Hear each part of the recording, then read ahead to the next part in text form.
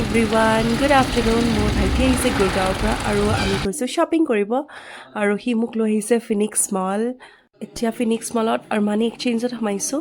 আৰু সি দিব বিচাৰিছিলে মোক এটা টি চাৰ্ট আৰু মই ক'লোঁ বাপৰে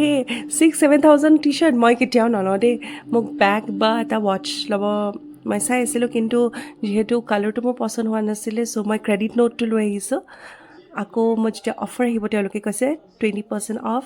ডিচেম্বৰত আহিব চ' তেতিয়া মই লৈ ল'ম আৰু এতিয়া আহিছোঁ মই H&M খুব ধুনীয়া কালেকশ্যনছ দেখিলোঁ তাৰ পৰা মই পেণ্ট এটা ল'লোঁ আৰু বিৰাট ধুনীয়া জুৱেলাৰী দেখিলোঁ এই জুৱেলাৰী মই দেখাম আপোনালোকে ভিডিঅ'ত দেখি পাবই মোৰ ভ্লগছবিলাক মই আগলৈ দি থাকিম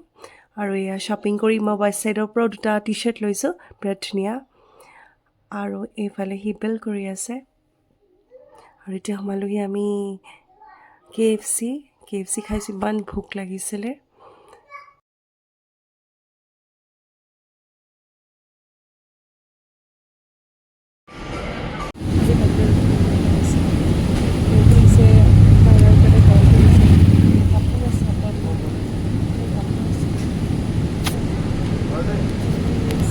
What's nonsense, man?